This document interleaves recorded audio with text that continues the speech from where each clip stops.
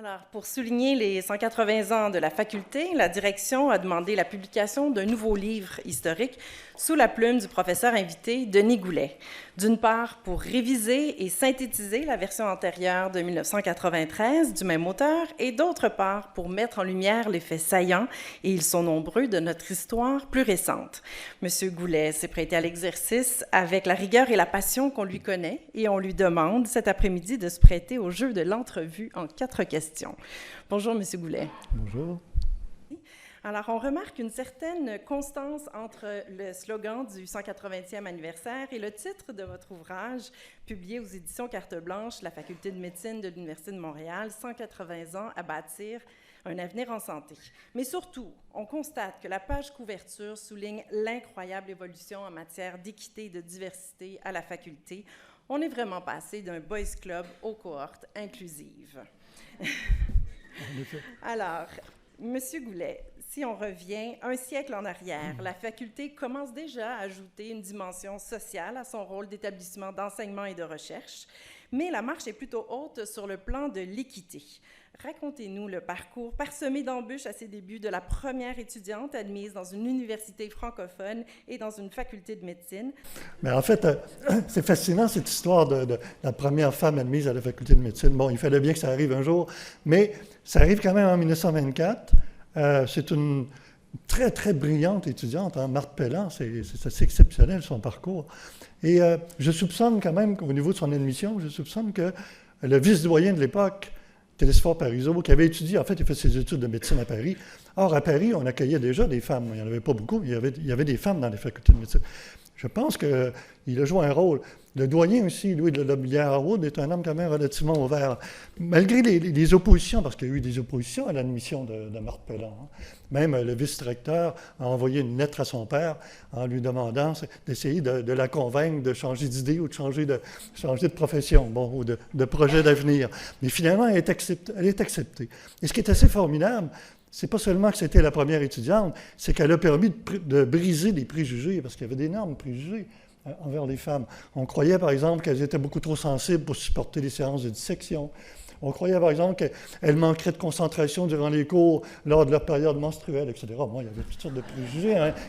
Il y avait une misogynie d'imaginaire qui était présente. Mais ce qui est formidable de Marthe Pelland, c'est qu'elle a, durant ses études, elle a remporté tous les prix, année après année. Hein. Et quand elle est arrivée à la fin de ses études, elle était en fait, elle a eu la mention avec très grande distinction et ça a été la meilleure étudiante de sa cohorte. Or, dans cette cohorte-là, il y avait Armand Frappier, une grande figure de l'histoire de la médecine. Il y avait aussi Jean Panet-Raymond, qui va devenir le premier neurochirurgien francophone au Québec, et quelques autres. Mais Marthe Pelland a fait un parcours considérable. Elle a démontré que les femmes pouvaient étudier la médecine et bien réussir. Non seulement ça, c'est qu'ensuite, elle va obtenir une bourse d'Europe, étant donné son excellence, et elle va se rendre à Paris, et elle va faire une grande spécialisation en neurologie. Peu après, les femmes vont commencer à être acceptées dans les facultés. Elles sont rares, mais il y en a quand même quelques-unes qui sont acceptées. La porte est ouverte, mais elles vont se diriger généralement vers la pédiatrie, l'obstétrique, la gynécologie. Il faut attendre les années 70. Là, il y a une véritable révolution tranquille qui est en partie due, on l'oublie, hein, à l'ouverture des cégeps, hein, qui par le champ des sciences de la santé, permet aux femmes, si on veut, de s'intégrer peu à peu. Et finalement, ça va aboutir sur finalement une domination, en fait, une croissance considérable de la clientèle féminine et qui aboutit jusqu'à aujourd'hui à la création justement si on veut, d'unités qui sont largement composées de femmes, ce qui est comme je le disais, très mauvais prophète, que vous avez Dans votre livre, M. Goulet, vous parlez d'un laxisme initial vis-à-vis du développement de la recherche fondamentale. En 1948, les chercheurs ne répondent pas présents lorsque les gouvernements fédéral et provincial débloquent enfin des fonds pour la recherche. Il y a seulement Anne Sellier qui va remplir une demande. Comment se structure par la suite la recherche à la faculté et quel rôle va jouer Anne Sellier dans le formidable essor d'une communauté scientifique? Hans Selye joue un rôle majeur, hein, ne serait-ce que parce qu'il est un des premiers à se consacrer à temps plein à la recherche fondamentale. Et c'est un coup de maître de la part de la faculté de médecine à l'époque. On est quand même à la fin des années 40, où se fait très, très peu de recherche fondamentale. On fait un peu de recherche clinique. Les médecins, il faut comprendre qu'à l'époque, les professeurs n'avaient pas des revenus très élevés au niveau de l'enseignement, leur charge de professeur, et donc ils se consacraient pour la plupart du temps à la clinique, donc peu de temps. Mais Hans Selye va, comme Marc Pellan, va ouvrir les portes d'une certaine façon, et sa dimension internationale, hein, la qualité de ses travaux, sa réputation, va faire en sorte que il va créer, si on veut, des disciples, va créer une émulation chez des jeunes chercheurs, parmi lesquels on retrouve Roger Guillemin, qui est bien connu, qui va plus tard obtenir un prix Nobel de médecine. Mais on oublie aussi un autre de ses étudiants, Claude Forcier, qui va devenir un très grand chercheur en neuroendocrinologie, qui va faire carrière à l'Université Laval, et bien d'autres vont suivre. Et peu à peu, se met en place à la faculté de médecine des activités de recherche fondamentale, notamment en neurosciences avec Jean-Pierre Cordeau, etc. Donc, je n'ai pas le temps de tout mentionner, vous allez retrouver ces éléments-là dans le livre, mais c'est vrai que ça démarre à partir des années, une autre évolution tranquille, encore dans les années 70-80, il y a une expansion de la recherche jusqu'à aujourd'hui. Et là, si je vous ramène dans les années 40, la faculté intègre les sciences de la santé graduellement, mais cette transition, ne se fait pas sans difficulté, car la faculté tient à garder un certain contrôle sur ses unités. Oui, absolument. Mais en même temps, c'est quand même une ouverture assez exceptionnelle. À l'époque, c'était quand même des mondes assez fermés, hein, même s'il y avait des collaborations. Mais l'ouverture de la faculté est assez singulière à cette époque. On est quand même à la fin des années 40. Mais c'est vrai qu'au début, ces écoles-là étaient dirigées par les médecins. Hein. Et même l'école de réadaptation, c'était le doyen qui était président de l'école. Sur le comité de gestion, c'était des professeurs de la faculté. Mais peu à peu, grâce à l'embauche de jeunes femmes très bien formées, qui vont demander davantage d'autonomie, je pense à Rachel Baudouin à l'Institut de nutrition, qui va obtenir davantage de pouvoir, hein, pour gérer son institut. Et peu à peu, il va y avoir, si on veut, une plus grande autonomie qui va déboucher sur les sciences de la santé aujourd'hui. C'est une très belle histoire, d'ailleurs, qui se développe au fil des ans. Certainement. Et c'est entre autres pour consolider toutes ces unités, pour contribuer au développement et à l'élargissement des soins de santé que la faculté a voulu mettre sur pied un centre de tout temps, un centre médical universitaire à même le campus de la Montagne. C'était même dans les plans de l'architecte Ernest Cormier de consacrer une partie de l'aile ouest à un hôpital universitaire. Mais au-delà de cette saga qui s'est résolue dans un passé plutôt récent, quels sont les faits les plus marquants de l'histoire de la faculté ces dernières années?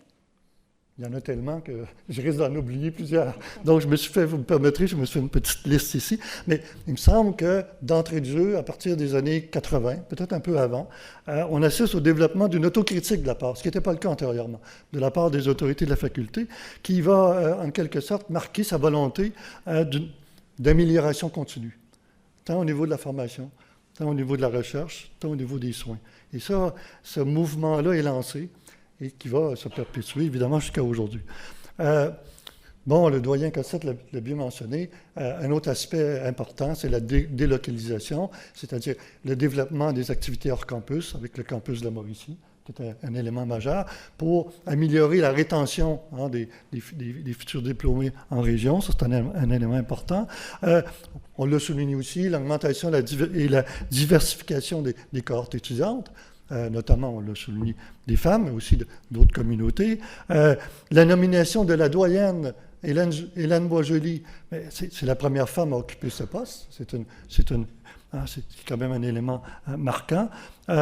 L'inscription, et ça, le doyen l'a bien mentionné, c'est un élément majeur aujourd'hui, de la responsabilité sociale. Notamment, on l'a vu durant la pandémie de COVID, on le voit avec les relations avec les peuples autochtones, etc. Ça a été bien mentionné. Le renforcement des sciences de la santé avec la création du vice-décanat en sciences de la santé. La création du département des neurosciences, dont vous avez été directeur, qui est un élément majeur, mais qui s'inscrit dans son histoire, hein, parce que les neurosciences, ça débute quand même au début des années 60. C'est quand même une vieille histoire, entre guillemets.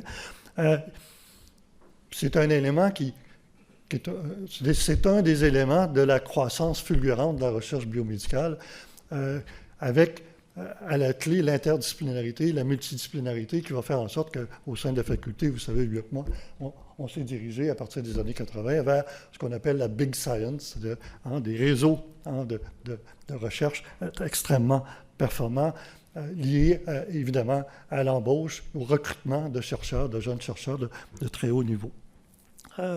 Enfin, évidemment, la fin d'une vieille saga de plus de 100 ans, c'est l'ouverture du CHUM, la construction et l'ouverture du CHUM, qui avait démarré aussi loin, dans le fond, qu'au début du 20e siècle. C'est une vieille histoire. Mais en même temps, on a promis le CHUM pendant des décennies et des décennies, mais on lui promettait aussi un centre médical. Et on espère que la faculté va obtenir ce qu'elle mérite bien depuis au moins plus de 80 ans, c'est de nouveaux locaux et un centre médical digne de ses activités et de son développement.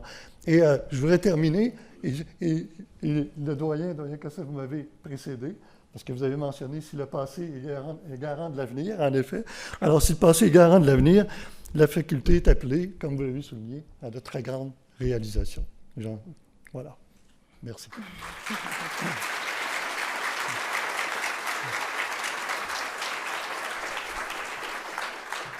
Un grand merci, Denis Goulet. Je mentionne qu'en tant qu'auteur prolifique, spécialiste de l'histoire de la médecine au Québec, vous avez plongé dans la rédaction de 2 autres nouveaux livres. L'un portera sur la recherche biomédicale et l'autre sur les neurosciences. Il y aura sans doute de nombreuses références à notre faculté qui, à travers le temps, a toujours fait bonne figure dans ces domaines. Enfin, je vous mentionne que Denis Goulet et le doyen Patrick Cossette vont se prêter au jeu d'une séance de signature à la suite de l'Assemblée. Ce sera donc l'occasion pour vous de vous procurer un exemplaire signé du nouveau livre. Merci beaucoup. Merci.